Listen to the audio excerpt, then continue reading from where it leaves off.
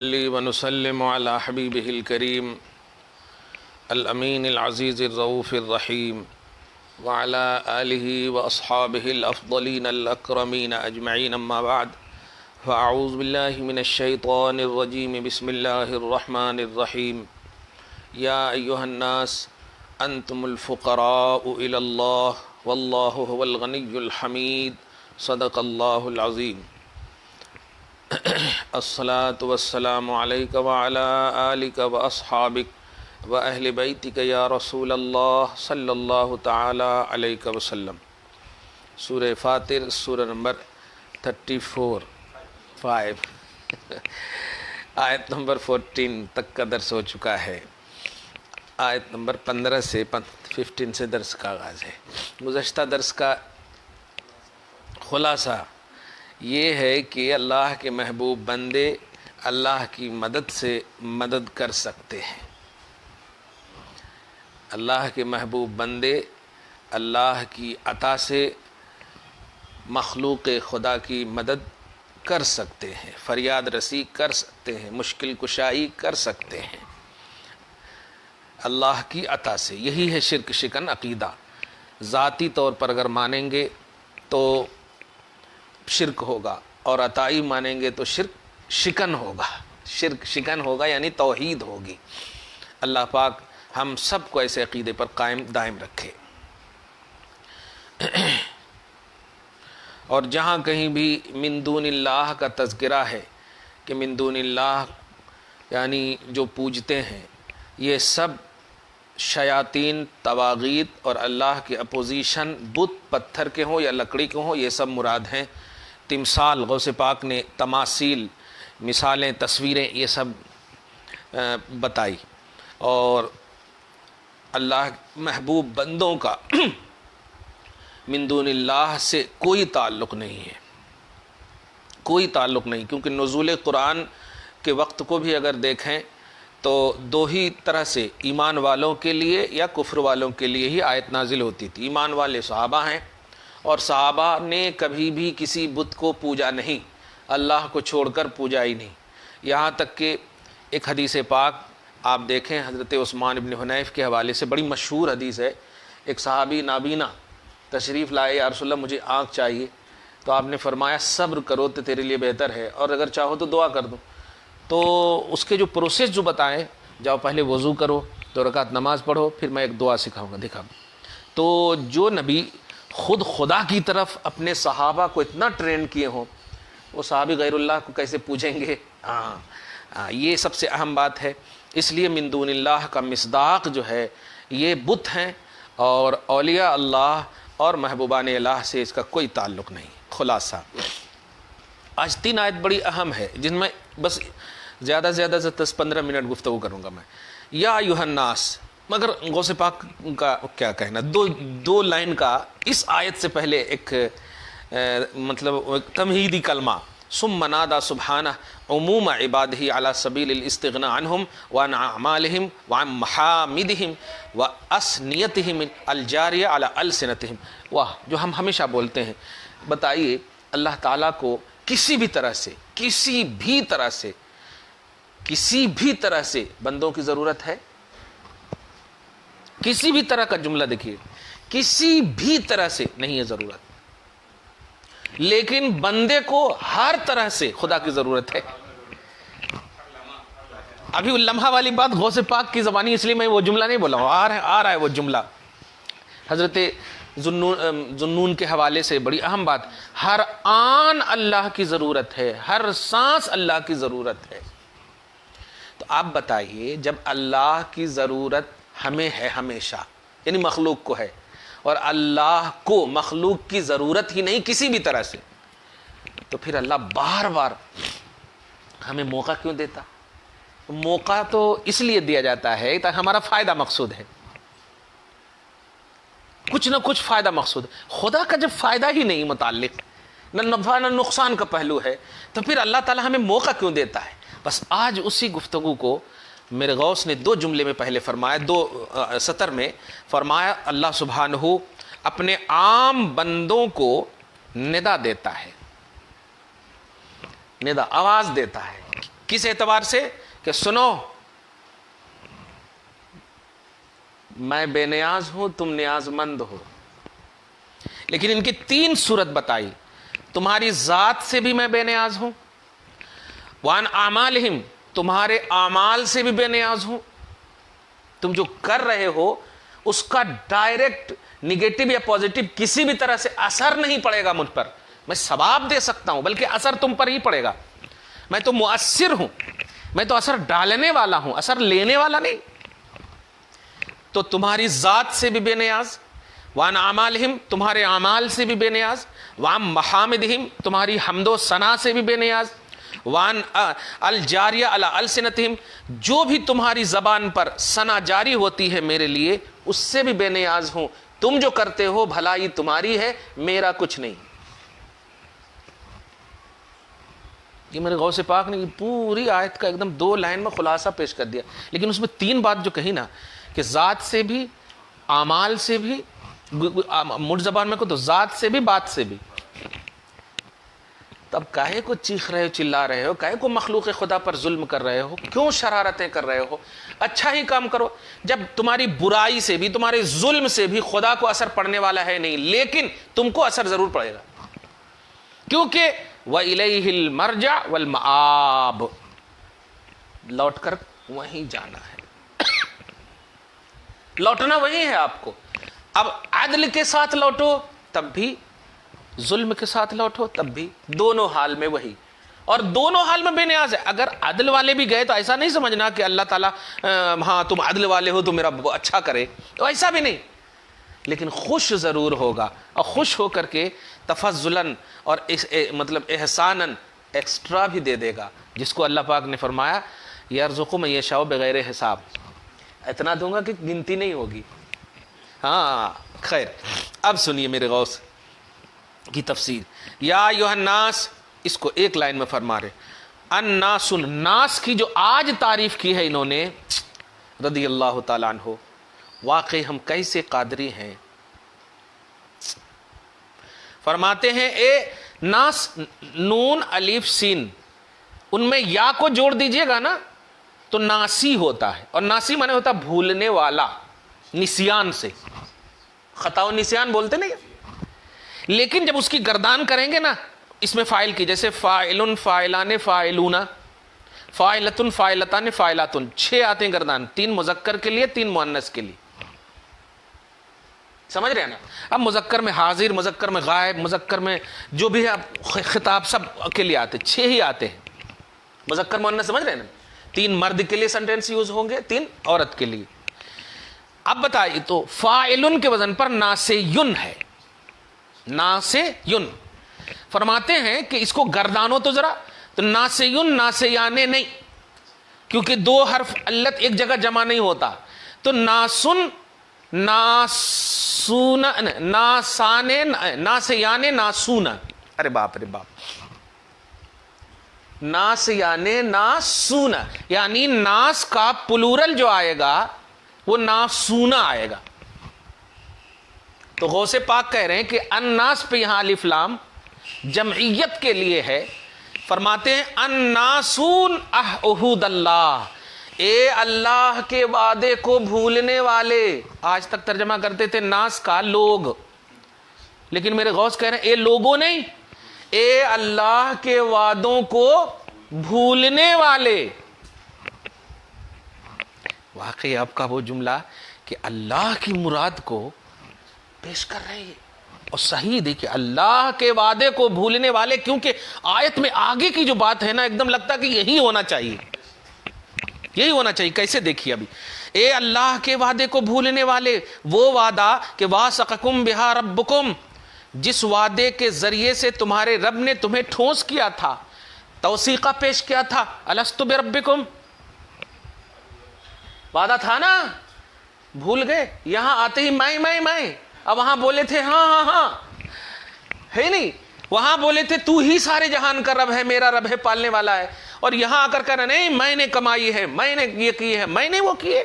تو اے اللہ کے وعدوں کو بھولنے والے، ما انکم تنسون نعمہ، باوجود اور ساتھ ہی ساتھ اس کی نعمتوں کو بھی فراموش کرنے والے، وَتَزْهَلُونَ عَنْ حُقُوقِ كَرَمِهِ، اور ساتھ ہی ساتھ اللہ کے کرموں کے حقوق کو سے غافل انسان. سن، انتم الفقراء،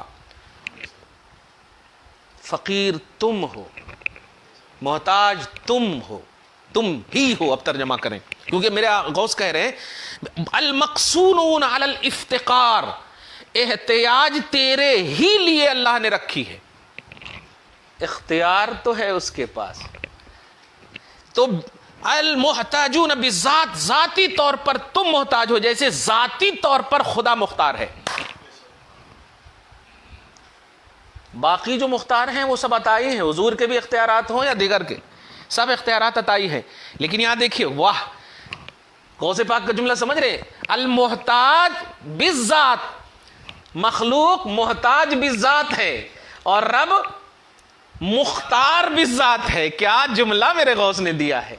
خدا مختار بالذات ہے، وہ کسی کا محتاج نہیں اپنے اختیار میں، اور بندہ محتاج بالذات ہے. کسی بھی طرح سے اپنے احتیاج کو وہ دور نہیں کر سکتا. ذاتی تو اس کی ذات میں احتیاج ہے. واہ واہ. اور کس کے محتاج ہو؟ اللہ، اللہ کے. کیا کہنا ہے! اب اللہ کے محتاج کو 4 لائن میں میرے غوث پیش فرما رہے. کیا کہنا، کیسے کیسے احتیاج کو دیکھیے. تمہاری ضرورت، الذی اظہرکم من کتم العدم، پہلی تو تمہاری ضرورت یہ ہے کہ تم عدم کی دنیا میں تھے، اور عدم کی دنیا میں تم خود یاد نہیں کرتے تھے اپنے آپ کو، تو دوسرے کے یاد کریں گے. وَلَمْ تَكُونُوا شَيْئًا مَذْكُورًا، تم ایسی چیز تھے کہ ذکر کے قابل بھی نہیں تھے. تم قابل ذکر بھی شے نہیں تھے. کوئی یاد کرتا ہے منی کو؟ بتائیے تو. آج بھی کی تاریخ میں لیجئے تو اب کوئی یاد کرتا ہے؟ ماں کے رحم میں جانے کے بعد حمل تو یاد کرتا، لیکن وہ جو وجہ حمل ہے اس کو یاد نہیں کرتا. اسی کی طرف اشارہ ہے کہ تم ایسی چیز تھے جو ذکر کے قابل بھی نہیں تھے. پہلا احتیاج دیکھیے. وَرَبَّاكُمْ بِأَنْوَاعِ النِّعَمِ، اور اللہ نے جب تم کو قابل ذکر شے بنایا، قابل ذکر شے بنایا. شے دیکھیے گا، اللہ نے چاہا تو ذکر کے قابل بنے، جمن جمراتی عبداللہ جو بھی ہو بنے، صحیح ہے. اور پھر اس کے بعد وَرَبَّاكُمْ بِأَنْوَاعِ النِّعَمِ، اور وہ رب نے تمہیں قسم قسم کی نعمتوں سے نوازا، تربیت دی، پروان چڑھایا. خاص طور سے سیما العقل، خاص طور سے تمہیں عقل سے نوازا. وہ عقل المفاز الذی هو مذکرکم، وہ سپرد کی ہوئی عقل جو تمہیں ہر آن تمہارے وجود اولی اور تمہارے انتہائے آخری کو ہمیشہ بتائے. یہ عقل ہی بتاتی ہے کہ ہم پیدا کیسے ہوئے، کہاں سے ہوئے، اور یہ عقل ہی بتاتی ہے کہ ہمیں خدا کی بارگاہ میں جانا ہے. یہ عقل بتاتی ہے اور کچھ نہیں بتاتی. عقل نہ ہوتی تو ہزاروں کتاب ویسی کی ویسی ہی ہے. تو تمہارے مبدا کو بھی، اور بلکہ تمہارے مبدع کو بھی اور تمہارے منشئ کو بھی، یعنی آغاز کرنے والے کو، یا مبدا بھی کرو منشا بھی کہو، آغاز کو بھی اور انتہا کو بھی. فلم تشکروا نعمت مبدعکم و مربیکم، تو تمہیں کیا ہو گیا ہے کہ تم اپنے ایجاد کرنے والے رب اور تربیت دینے والے رب کی نعمت کا شکریہ نہیں ادا کرتے ہو. ایھا الغافلون الجاہلون، اے غفلت کی دنیا میں اور میدان میں بھٹکنے والے، اور اے جاہل، ما انکم دائمون محتاجون الی اللہ، باوجود کہ ہر آن، ہر سانس، ہر لمحہ، ہر لحظہ، اب غوث پاک کا جملہ، ہر آن، ہر لمحہ، ہر لحظہ، ہر شان، ہر امر میں تم اسی کے محتاج ہو. اور یہی نہیں، یہیں سے تو اللہ کی شان سمجھ میں آ گئی، ہماری حقیقت کیا ہے. اور آگے سنو، واللہ الغنی، تم نیاز مند ہو، اللہ بے نیاز ہے. واللہ الغنی، اللہ بے نیاز ہے. غنی کا مطلب سمجھ رہے آپ؟ مگر یہاں پر اللہ کی تعریف بہت عمدہ کر رہے ہیں میرے غوث. المنزہ بذاتہ عن شکر الشاکرین و کفر الکافرین. او ہو وہی کہا تھا نا میں نے کہ ایسا نہ ہو کہ اگر مطلب مشرکین اور کافرین کی مذمت ہو تو مومنین گرانے لگے، جیسے منافقین ہوتے نا، مومنین گرانے لگے، ایسا نہ ہو۔ سنو، وہ اللہ ذاتی طور پر پاک ہے، کس سے؟ شاکروں کے شکر سے اور کافروں کے کفر سے۔ کیا شان ہے! اس سے ہم سب کے اعمال کی حیثیت سمجھ میں آ رہی ہے، نہیں حیثیت سمجھ میں آ رہی ہے کہ بھائی اس کی ضرورت ہمارے کو ہے، اور جب ہماری ضرورت ہے یہ تو ہم کو اچھے سے کرنا چاہیے۔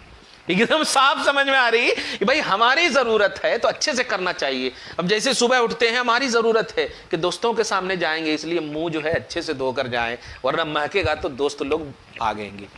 ہماری ضرورت ہے، یہ بڑی اہم بات کہہ رہے ہیں میرے غوث اعظم، کہ شاکرین کے شکر سے اور کافرین کے کفر دونوں سے اللہ تعالیٰ پاک ہے، مگر مقدم شاکرین کو رکھا ہے۔ بتانا یہ چاہ رہے ہیں کہ ڈھیٹ نہ ہو جانا عمل کی بنیاد پر۔ تم عمل کی ہزاروں کیا بے انتہا تمہارے اعتبار سے اگر عمل کر بھی لو تو کوانٹیٹی کی بنیاد پر بارگاہ خداوندی میں حاضر ہونے کی کوشش نہ کرنا، بس کوئی کوالٹی جو خدا کے بھا جائے، خدا کو اچھی لگ جائے، بس اسی کی طرف دھیان دینا، اسی کی طرف دھیان۔ اسی لیے ہم دیکھتے ہیں کہ صحابہ کرام جو ہمارے لیے بیس آف ایمان ہیں رضی اللہ تعالی عنہم، صحابہ کرام ہر لمحہ چاہتے تھے کہ نبی راضی ہو جائیں۔ دھیان دیجیے گا وجہ کیا تھی؟ کیونکہ اعمال کی کوانٹیٹی تو نبی سے سن ہی چکے تھے وہ، کہ تم اتنا خرچ کرو گے اور تمہارے علاوہ احد پہاڑ کے برابر سونا بھی خرچ کریں گے تو تمہارے برابر نہیں پہنچ سکتے۔ صحابہ کے اتنے سے عمل کی کوانٹیٹی کی کوالٹی کو دیکھیے، اتنی سی کوانٹیٹی جو ہے، اتنا سی مطلب جاؤ یا کچھ دے دیتے نا غریبوں کو، اب یہ صحابہ نے دے دیا۔ اب بعد والے فرض کریں امام اعظم، خود غوث اعظم، جتنے بھی تابعین کی جماعت جتنی بھی ہے، وہ احد پہاڑ کے برابر سونا کی قیمت اللہ کی راہ میں دیں تو وہ اتنے سے جاؤ کے برابر نہیں ہو سکتے۔ تو کوانٹیٹی تو بتا ہی دیا تھا، تو سوال یہ ہے پھر رضا کیا ہے؟ تو رضا میں دیکھا جنت کی بشارت مل گئی ہے، پوائنٹ نوٹ کیجئے گا، ابو بکر فی الجنہ، عمر فی الجنہ، عثمان فی الجنہ، علی فی الجنہ، طلحہ فی الجنہ، زبیر فی الجنہ، سعد فی الجنہ، عبد الرحمن فی الجنہ، ابو عبیدہ، سب کو جنت کی بشارت مل چکی۔ اور قرآن میں رضی اللہ عنہم ورضوا عنہ، قرآن میں کرہ الیکم الکفر والفسوق والعصیان، ایک صحابہ کرام کی جماعت تو سنو، میں نے ناپسند کر لیا ہے، تم کافر نہیں بن سکتے، تم فاسق نہیں بن سکتے، تم خطائے معصیت کرنے والے نہیں بن سکتے۔ اولئک هم الراشدون، تم میری جانب سے راشد ہو، ہدایت یافتہ ہو، فضلا من اللہ، یہ میری جانب سے فضل ہے، ونعمہ، اور میری جانب سے نعمت۔ اتنی کوانٹیٹی کو اگر دیکھیں تو خدا کی قسم دنیا میں کوئی ہوگا ہی نہیں جو صحابہ کے عمل کی طرح عمل کر سکے۔ اب کیونکہ جب اتنی سی کا یہ عالم ہے تو اب کتنا صحابہ کرے بتائیں۔ اسی لیے اب اخلاق حبیب خدا میں ایک روایت سنے ہوں گے کہ حضرت عمر بن خطاب فرماتے ہیں کہ ابو بکر کی ایک رات کا عمل عمر کی ساری عمر کی عبادتوں سے، اور پھر کہا پوچھو گے نہیں تو خیر سب سمجھ ہی گئے، میں بتانے یہ جا رہا ہوں کہ دیکھیے سبقتاً بھی دیکھیں تو ان حضرات کے درمیان کوانٹیٹی میں بہت زبردست پہلو نظر آتے ہیں۔ حضرت علی کا معاملہ دیکھیں آپ، بس زین پر یعنی پاؤں رکھتے تھے، پورا قرآن پڑھ لیتے تھے۔ اب کیسے پڑھتے تھے اگر سمجھ میں آ جائے تو پھر عظمت کی بات ہی کہاں رہے گی۔ کہنا یہ ہے کہ صحابہ باوجود کہ جنت کی بشارت، رضوانیت کی بشارت، رضا کی بشارت، قبولیت کی بشارت، محبوبیت کی بشارت، اللہ کی بارگاہ میں ہر طرح سے مقبولیت کی بشارت کے باوجود عمل کا نذرانہ پیش کر رہے ہیں، وہ مطلب ڈیپینڈ نہیں ہو گئے ہیں کہ اب تو جنت ملی گئی۔ ہم لوگوں کو اگر خواب میں جنت کی بشارت مل جائے تو 5 دن تو ضرور نماز چھوڑ دیں گے۔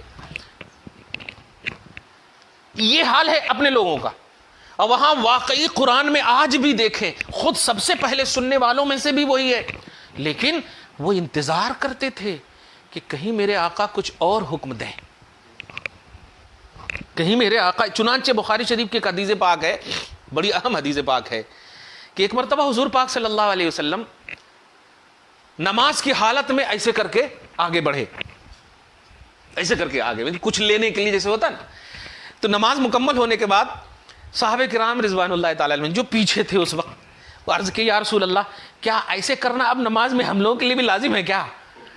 اب آپ جذبہ دیکھیں، فرماتے رائنا کا تکاکاتا، یا رسول اللہ آپ کو ہم نے ایسے دیکھا، مقصد یہی تھا کہ ہم بھی اب کریں گے کیا؟ اب بتائیے. تو حضور پاک صلی اللہ علیہ وسلم نے فرمایا کہ نہیں نہیں، میری بارگاہ میں، نوٹ کیا، یہ جماعت والے اس کا ترجمہ غلط کرتے ہیں. جماعت والے کیا ترجمہ کرتے ہیں؟ مجھ کو جنت کے پاس پیش کیا گیا، لیکن حقیقت یہ نہیں، ترجمہ یہ ہے جنت کے خوشے میری بارگاہ میں پیش کیے گئے، جنت کے خوشے میری بارگاہ میں پیش کیے گئے. اچھا یہ بتائیے، جنت اللہ ہے، غیر اللہ ہے کہ نہیں؟ خوشے جو بھی نعمتیں ہیں سب غیر اللہ ہے. واہ واہ واہ، نبی کی نماز غیر اللہ کے خیال میں نہ جائے، امتی کی نماز نبی کے خیال میں چلی جائے، کیا بے وقوفی ہے، کیا بدعقیدگی ہے. خیر، تو میں نے سوچا لے لوں، پھر تم لوگ یاد آ گئے اس لیے نہیں لیا. اب بتائیے، واہ میرے آقا صلی اللہ علیہ وسلم. میں یہاں پر صرف یہ بتانے جا رہا ہوں کہ جذبہ تقدم، فاستبقوا الخیرات، اس طرح یعنی نعمتوں میں، خیراتوں میں، اس طرح میں بڑھنے والی جماعت کا نام صحابہ ہے. باوجود کہ ان صحابہ کرام کو جنت کی بشارت، مقبولیت کی بشارت، سب کچھ مطلب انتقال سے پہلے ہی ان حضرات کو مل گئے، پھر بھی انہوں نے عمل کی جو کوانٹٹی پیش کی، کیا کہنا، وہ کوالٹی کی شکل میں آج ہمارے پاس ہے. کوانٹٹی تو ہم گن ہی نہیں سکتے کہ کیا حد و شمار سے باہر ہیں. پھر بھی آپ ذرا غور کیجئے کہ وہ صحابہ کرام رضوان اللہ تعالی علیہم اجمعین بارگاہ خداوندی میں اعمال اور افعال اور کردار کے باب میں واقعی زیب دیتا ہے کہ انہی کو معیار ایمان بنایا جائے، معیار ہدایت بنایا جائے. چنانچہ رب نے بنا بھی دیا. دھیان دیجیے گا. اب یہاں پر دیکھیے گا، تو کس سے اب کہا جا رہا ہے کہ شکر کرنے والوں کے شکر سے، کافروں کے کفر سے پاک ہے، یہ تو سمجھ میں آ رہی بات، لیکن شکر کرنے والوں کے شکر سے اللہ پاک ہے، یہ کس سے کہا جا رہا ہے؟ کیا اللہ تعالیٰ شکر کرنے والوں کے شکر کی طرف توجہ نہیں دے گا؟ نہیں دے گا، یقیناً دے گا. لیکن یہ در حقیقت شاکروں کے شکر کی طرف دھیان نہیں ہے دلانے چاہ رہا، بلکہ جو شکر کر کے احساس کرے کہ ہم نے نعمت کا شکر ادا کر دیا، اس کی طرف اشارہ ہے. ورنہ اللہ پاک خود کہتا ہے ان تشکروا یرضہ لکم، شکریہ ادا کرو گے تو ہم تم سے راضی ہو جائیں گے، شکریہ ادا کرو گے تو لازیدنکم. تو شکریہ تو وہ کہہ رہا ہے کہ میں تمہاری نعمت کو بڑھاتا رہوں گا وغیرہ وغیرہ. لیکن غوث اعظم رضی اللہ تعالیٰ عنہ کے اس جملے سے اصل توضیح اس کی یہ ہوگی کہ اے لوگوں سنو، تم ایمان لائے ہو، میرے اوپر احسان نہیں کیے ہو، میں نے تم پر احسان کیا کہ نبی کے قدم میں ڈال کر کے ایمان کی دولت سے نوازا. یمنون علیک ان اسلموا قل لا تمنوا علی اسلامکم، کہ سنو میرے حبیب ان کو کہہ دیجئے یہ لوگ آپ پر ایمان لا کر کے احسان نہ جتائیں، کہہ دیجئے کہ تم کو اللہ نے ہدایت بخشی میرے ذریعے سے، ہدایت بخشی میرے ذریعے سے کہ تم ایمان کی دولت سے مالا مال ہوئے. تو ایمان، اعمال، جتنی بھی چیزیں ہیں یہ سب اللہ کی گفٹڈ ہے، اللہ کی عطا ہے. اب ان باتوں کی بنیاد پر ہو سکتا ہے کسی کے اندر آئے، اور آیا بھی. حضور کے زمانے میں منافقین کے اندر آیا نا، میں یہ کر دوں گا، میں ایسا ہوں، میں آیا نا. چنانچہ بہت ساری ایسی جگہوں پر کہا بھی گیا کہ اپنے آپ کو ستھرا مت جانو، بل اللہ یزکی من یشاء، اللہ جسے چاہے گا ستھرا کر دے گا، اللہ جسے چاہے گا ستھرا کرے گا. تو یہ سب صحابہ کو خطاب کیا. اور جو ڈھلمل تھے، جو جن کے اندر کفر تھا اور باہر ایمان تھا، ایسے لوگوں کو جو عمل کر کے اتراتے تھے، تکبر کرتے تھے، غرور کرتے تھے، ایسوں کو کہا جا رہا ہے کہ سنو، تمہارے شکر کی مجھے ضرورت نہیں، ورنہ میرے مولا پروردگارا جب حبیب تیری بارگاہ میں جاتا ہے کہتا میرے لیے کیا لائے ہو، ہے کہ نہیں؟ جب بے نیاز ہے تو جواب ملا. اپنوں کی عبادتوں کو دیکھتا بھی ہے، خوش بھی ہوتا ہے، پسند بھی کرتا ہے. اپنوں کو نہیں کہتا ہے کہ میں بے نیاز ہوں، میں پاک ہوں، بلکہ تو دیکھتا ہے اور خوش ہوتا ہے. شکر کرو گے خوش ہوں گا، رضا ملے گی. کیا کہنا ہے، سبحان اللہ. خیر، هو الغنی، وہ بے نیاز ہے. غنی کے حوالے سے ایک اور جملہ بول دوں کہ عثمان بھی غنی ہیں. آپ ذرا بولیے گا سالہ کو کہ حضرت عثمان غنی، اس میں کوئی شرکیہ لفظ ہے؟ یعنی عثمان نام ہے، غنی صفت ہے. تو یہ عثمان جو غنی بولتے ہو، غنی تو اللہ ہے، واللہ الغنی قرآن پاک میں، تو پھر عثمان اللہ ہے؟ نہیں. جواب یہی دینا ہوگا نا کہ اللہ جو غنی ہے. غوث اعظم کا جملہ سنیے، المنحصر علی الغنی الذاتی. لو کیا کہنا ہے، یہ غنی ذاتی ہے اللہ، بحیث لا احتاج لہ، اس طرح کہ اس کو کوئی احتیاج نہیں. اس کو اور آسان کر دوں میں کہ ولا استکمال اصلا سے میں کہہ رہا ہوں، یعنی بندہ کامل بننا چاہے تو اس کو حاصل کرنا پڑے گا، حاصل کرنا پڑے گا، چاہے رضائے مصطفیٰ، رضائے الہی حاصل کرنا پڑے گا اپنی کمالیت میں اور اپنے اختیار میں، اپنی اس میں. لیکن اللہ کامل ہے، وہ کسی کی بنیاد پر نہیں کامل ہے، وہ ہے بس، وہ ہے. ہاں اسی لیے وہ مستکمل اس کو نہیں بولتے. مستکمل کا مطلب ہوتا ہے کامل ہونا پسند کرنا، کامل ہونے کی ضرورت محسوس کرنا. تو استکمال بالغیر یہ اللہ کے لیے نہیں ہے، اللہ تعالیٰ اس سے پاک ہے. لیکن بندے میں جو کوئی بھی ہو، نوٹ کیجئے گا یہ توحید دیکھیے گا، جو کوئی بھی بشمول محمد عربی صلی اللہ علیہ وسلم، آپ اوصاف و کمالات کے درجوں منازل پر فائز ہیں بے حساب. بلکہ امام اہل سنت کی زبان میں تیرے تو وصف عیب تناہی سے ہیں بری، حد و شمار میں نہیں آ سکتے آپ کے اوصاف و کمالات میرے آقا. یہ صحیح ہے، لیکن میرے آقا نے بھی رب سے حاصل کیا ہے، رب سے حاصل کیا ہے، ذاتی طور پر نہیں ہے، رب سے عطا ہے، رب سے حاصل ہوا ہے. کیا کہنا ہے، کتنی عمدہ توحید پیش کر رہے میرے غوث. آگے دیکھیں، اذ کمالات سبحان کلھا بالفعل. ہو یہ اور نئی بات دیکھیے، اس لیے کہ اللہ تعالیٰ کے جتنے بھی کمالات ہیں، اب جتنے کیوں بولیں گے، جتنے کا لفظ تو کوانٹٹی کو بتاتا ہے، جتنا بھی غلط ہے. اللہ تعالیٰ کے سارے کمالات ہے کہ نہیں، اللہ سبحانہ کے سارے کمالات بالفعل ہیں. اب بالفعل کیا سمجھاؤں؟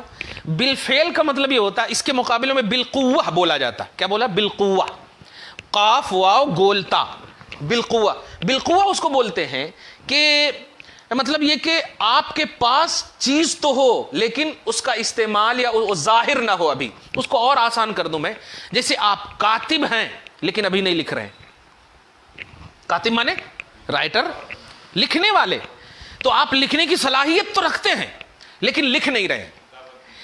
یہ پہ جملے میں غور کیجیے، لکھ نہیں رہے. اس کا مطلب یہ ہوا کہ آپ کے اس وصف میں نہیں کا پہلو ہے نہیں، آپ کے اس وصف میں نہیں کا پہلو ہے. اگر اللہ کے لیے کمالات کو بالقوہ مانیں گے تو لازم آئے گا کہ نہیں کا پہلو ہے. نہیں کا پہلو لازم آئے گا تو ماننا پڑے گا نہیں، خدا کے کمالات بالفعل ہیں، یعنی اینی ٹائم ہے، اینی ٹائم ہے. بالفعل کا مطلب یہ ہوا. بالقوہ میں مطلب یہ ہوتا شے تو آپ کی ہے لیکن نہیں کا بھی پہلو ہے اس کے اندر. کھانے کی صلاحیت، یعنی آپ عاقل ہیں، کھانے والے ہیں لیکن ابھی نہیں کھا رہے ہیں. صلاحیت ہے آپ کی، چلنے کی صلاحیت ہے، ابھی نہیں چل رہے ہیں. ہنسنے کی صلاحیت، ابھی نہیں ہنس رہے ہیں، وغیرہ وغیرہ. اللہ کے جو صفات ہیں، کمالات ہیں، وہ بالفعل ہے. کیا علم دیکھیے، یہ سائنسی علم ہے. یہ آگے دیکھیں، بحیث لا ترقب فی شؤون مطلق. اچھا، یعنی بالفعل اس طرح ہے کہ کسی بھی شے کو وجود دینے کے لیے انتظار کرنا نہیں پڑتا. لیکن ہم کو وجود دینے کے لیے، کھانے کا وجود دینے کے لیے بیوی کا انتظار، کچن کا انتظار، ساری چیزوں کا انتظار، ہاتھ دھونے کا انتظار. کتنی چیزیں ہیں، کس چیز کے آپ مالک ہیں بتائیں تو ذرا. ساری دنیا کے تمام بادشاہوں کو بلا کر بولے آپ کس چیز کے مالک ہیں، تو ہم اتنے پیسے کے مالک ہیں. ذرا 1 لاکھ روپے خود سے لا کر کے بتائیے تو. پاؤں کے ذریعے جانا پڑے گا، کھولنا پڑے گا. لیکن اللہ سبحانہ کن فیکون یہ ہے معاملہ وہاں. اللہ سبحانہ ایسا نہیں. ہاں واہ کیا توحید ہے, سبحان اللہ. آگے دیکھیں, الحمید, وہ اللہ حمید ہے. اب حمید کی صفت, حمید کی تفسیر غوث اعظم رضی اللہ تعالیٰ عنہ 1 2 3 4 5 6 لائن میں حمید کی صفت. اب یہ آخری بات دیکھیے, ایک ہی آیت ہوئی, حالانکہ ہم اس میں تین آیت لکھ دی ہیں, خیر ایک ہی آیت ہوگی. میں ترجمہ کر دیتا ہوں میں جلدی سے. الحمید, اللہ حمید ہے. اب حمید کی, المحمود فی نفسہ, وہی فی نفسہ ہے. اس سے اچھی کسی کی توحید غوث پاک سے پہلے تو بات نہیں ہم کر رہے. اس لیے میرے کسی نے سوال کیا نا کہ امام اعظم افضل ہیں, غوث اعظم افضل ہیں, تو جواب کتنا پیارا ہے. صحابیت ہوئی, پھر تابعیت, بس اس کے بعد تو واصل ہے یا غوث. صحابہ اور تابعین کے بعد واصل ہے یا غوث. آپ واصل مطلب آپ کا مرتبہ ہے. صحابیت اور تابعیت کے بعد کیا جواب ہے, اللہ جواب ہے ایک دم, سبحان اللہ. ڈائریکٹ اگر کہہ دیتے افضل ہے تو پھر مسئلہ آ جاتا.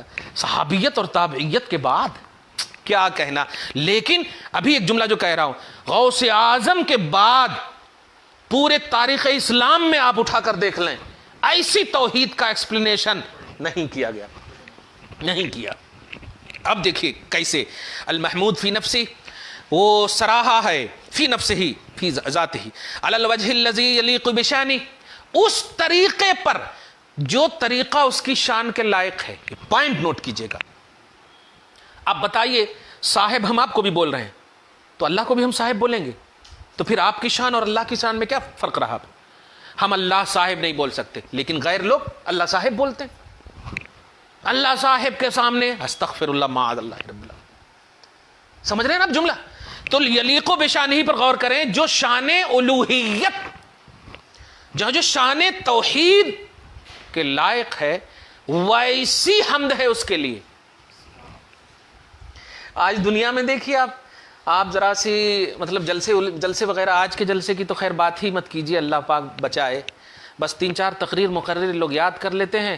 اب وہ علامہ بھی بن گئے, وہ مفتی بھی بن گئے, فہامہ بھی بن گئے, خطیب اہل سنت بن گئے, موزن مناظر اہل سنت بن گئے. وہ اب دکن میں ہے تو دکن کے زمن بن گئے, کیا کہ بن گئے ایک دم. یہ مطلب تقریری دنیا میں آپ دیکھیں تو کیا کیا کہ لقب مل رہا ہے. استغفر اللہ. اللہ پاک شریعت کی دنیا کی حفاظت فرمائے, اسلام کو بقا اور عروج, صحیح طور پر اسلامک اسکالر جتنے بھی ہیں اللہ پاک ان سے نوازے. خیر, اذ لا يتأتى عن مصنوعاته الحمد الحقیقی بذاتہ. او ہو اللہ کی مخلوقات میں سے کسی کو بھی حمد حقیقی بذات ہی حاصل نہیں. اب کہاں گئے یار, کس کھیت کے مولی ہو گئے. حمد حقیقی بذات ہی کسی کو حاصل نہیں. جملہ سمجھ رہے ہیں نا آپ, آسان لفظ ایک دم بالکل. خیر, وَإِنَّمَا أَظْهَرَكُمْ أَيُّهَا الْأَزْلَالُ الْحَالِكَ بِمُقْتَضَى جَمَالِهِ وَلُطْفِهِ. اور سنو, تم کو پھر بھی وہ اتنا یعنی مخلوقات میں سے کسی کو اللہ کی حمد کی طرح حمد حاصل نہیں, تو پھر تو جو حمد بیان کر رہا, جب تجھے حمد کرنے کی صلاحیت ہی وہ حاصل نہیں ہے, تو اللہ کی جو حمد کر رہا ہے وہ اللہ کے لیے ہے ہی نہیں, وہ تو تیرے لیے ہے. وہ تو تیرے لیے ہے, کیونکہ تو جس زبان سے کر رہا وہ ہے مخلوق, تو تیری حمد بھی مخلوق, یہ سب تیرے لیے ہے. اللہ کو جو حمد حاصل بھی نہیں, اللہ کے پاس جو حمد ہے وہ حمد بس وہی حمد حقیقی ہے. تو جو کر رہا ہے وہ اپنے لیے کر رہا ہے. کیا کہنا ہے. لیکن سوال یہ ہوتا ہے پھر یہ اللہ ایسوں کو پھر وجود کیوں دیا تو نے. تو جواب دیکھیے گا, بے مقتضی جمال ہی و لطف ہی, اپنے جمال و لطف کے تقاضے کی بنیاد پر میں اپنا جمال دکھانا چاہتا ہوں, میں اپنا جلال دکھانا چاہتا ہوں, میں اپنا لطف دکھانا چاہتا ہوں. میں ہوں بے نیاز, تو ہوتا کون ہے اعتراض کرنے والا. میں نے چاہا وجود دینا, میں اپنے جمال و لطف و کرم کا اظہار چاہتا, میں نے چاہا اعتراض نہیں کرنا, ورنہ اعتراض کے قابل بھی زبان نہیں رکھوں گا. اعتراض نہیں کرنا. آگے دیکھیے, ہاں مگر وجود دیا, وجہ کیا تھی, لتواظبوا واظب یواظب لتواظبوا علی عبادتی و عرفانی, تاکہ تم اللہ کی عبادت پر اور اللہ کی معرفت کو حاصل کرنے پر ہمیشگی برت سکو. کہ میں نے اس لیے تم کو وجود دیا ہے. اللہ کی عبادت پر، بس مجھے معبود میری معرفت میں اپنی زندگی کاٹو. آگے دیکھیں، کئی تصلوا الی توحید ہی، تاکہ تم پہنچ سکو اللہ کی توحید تک، صاعدین من محیز الامکان الی وجه الوجوب الذاتی. اوہ یہ ہے اصل، دیکھیے گا، تاکہ تم پہنچ سکو اللہ کی توحید کی طرف اس طرح سے کہ امکان کی دنیا سے ہٹو اور وجوب ذاتی کے کمال کی طرف چلو. یعنی اللہ کی معرفت جب حاصل ہوگی، اللہ کی عبادت کرو گے اور اللہ کی معرفت حاصل ہوگی تو توحید ملے گا، اور توحید تمہیں امکان کی دنیا سے ہٹا کر وجوب ذاتی کی بارگاہ میں تین طرح سے پہنچائے گا. کیا؟ علم کے اعتبار سے، عین کے اعتبار سے، حق کے اعتبار سے. علم الیقین حاصل ہوگا، عین الیقین حاصل ہوگا، حق الیقین حاصل ہوگا. ابا تو یہ سب تم کو، یہ تمہارے لیے سب ہو رہا، اس کو تو ہے وہاں حصول نہیں، حضور ہے. وہ حضوری قدیم ہے، یہاں حصولی حادث ہے. ہاں خیر، آگے دیکھیں. اب تو اتنا کرنے کے بعد بھی آگے دیکھیے، ایھا المغرورون، غوث اعظم کے جملے ہیں، اے مغرورو، انتم تتکاسلون وتتمایلون الی اہویۃ نفوسکم البہیمہ، اپنے درندے یعنی اپنی جانوں کی درندہ صفت خواہش رکھنے کی طرف مائل ہو رہے ہو، اپنے نفس کی درندہ جیسے، درندہ سمجھ رہے ہیں نا، جانوروں جیسی خواہشوں کی طرح مائل ہو رہے ہو، اور اپنی بشری قوتوں کو خواہش اس کی تکمیل کی طرف مائل ہو رہے ہو. اما تخافون وتتأملون، ارے تم کیوں نہیں خوف میرا رکھ رہے ہو، تم کیوں نہیں غور کر رہے ہو کہ جو اللہ وجود دے سکتا ہے وہ تمہیں فنا بھی کر سکتا ہے. آگے دیکھیے آیت نمبر 16 دیکھیے، ان یشاء یذھبکم ویاتی بخلق جدید. آگاہ ہو جاؤ، اللہ سبحانہ اگر چاہ لے تو تمہیں منٹوں میں، ترجمہ بالمرہ کا کر رہا ہوں میں، منٹوں میں، اب منٹوں کا سیکنڈوں میں کریے ترجمہ، لمحوں میں پردہ وجود سے، اب ترجمہ دیکھیں، پردہ وجود سے پردہ عدم کی طرف ڈھکیل دے. لو ان یشاء یذھبکم، تمہیں لے جائے، لے جائے سے مراد غوث کہہ رہے ام فضائل البروز بالمرہ الی کمون العدم، جہاں سے آئے تھے وہیں، پھر اس جہاں کا بھی کوئی جہاں نہیں ہوگا. اب جملہ بولے، تمہاری داستان تک نہ ہو گئی داستانوں میں. اور سنو، یہی نہیں، تم نہیں مانو گے میری معرفت کے حصول کی راہ، تم نہیں کرو گے میری عبادت تو میں تو بے نیاز ہوں، سرہا ہوا ہوں. تم نہیں کرو گے، زمین میری ہے، زمین میری اطاعت میں ہے، زمین مجھے شکوہ کر رہی ہے، کیوں بسائے ہوا جو میری عبادت نہیں، میری معرفت نہیں حاصل کر رہے. تو کیا کرنا؟ وَيَأْتِ بِخَلْقٍ جَدِيدٍ، میں دوسری مخلوق کو آباد کر دوں گا. دوسری مخلوق کو لا دوں گا، بدلکم، تمہارے بدلے میں، سواکم، تمہارے علاوہ، تتمیما لحکمت العبادت والمعرفت، تاکہ میں اس سے عبادت کرواؤں اور اپنی معرفت کی راہ بتاؤں. اور سنو آیت نمبر 17، وما ذالک علی اللہ بعزیز، اور اے غفلت کے میدان میں، اے غفلت کی راہوں میں بھٹکنے والو، یہ تبدیل یعنی تمہیں بدل دینا، وجود سے عدم کی طرف لوٹا دینا، پھیر دینا، اور اسی طرح پھر دوسری مخلوق کو آباد کر دینا، علی اللہ، اللہ پر، وہ اللہ جو قادر ہے، مقتدر ہے، علی اظہار جمیع ما لاح علیہ برق علمہ و ارادتہ، یعنی اپنے ان تمام مخلوقات کے ظہور پر، مخلوقات کے ظاہر کرنے پر قادر ہے. بے عزیز، اس اللہ پر گرا نہیں ہے یہ صفت. یہ چیز کرنا یعنی وجود سے عدم کی طرف تمہیں لا دینا، تمہیں میٹ دینا، پھر دوسری مخلوق کو آباد کرنا، اللہ پر گرا نہیں ہے. بل عندہ، بلکہ اس کے پاس ہے، اور یہ نفاذ بڑی سرعت کے ساتھ وہ کرنے پر سہل یسیر، یہ بہت آسان ہے اس کے لیے. آیت نمبر 17 تک کا خلاصہ کیا نکلا؟ جو اللہ پاک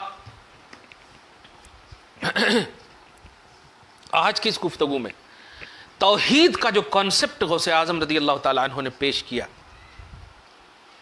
اور اسی سے اپنی حیثیت جو بتایا اور اس ضمن میں جو صحابہ کرام رضوان اللہ تعالی علیہم اجمعین کے عظمتوں کا باب جو کھولا گیا، اس سے ایک بات کلیئر سمجھ میں آ گئی کہ بندوں کو جو بھی عمل اس لیے اچھی طرح کرنا چاہیے کہ چونکہ اس کا ملنا جلنا اسی کو ہے. اللہ تعالیٰ بندوں کی ذات اور اعمال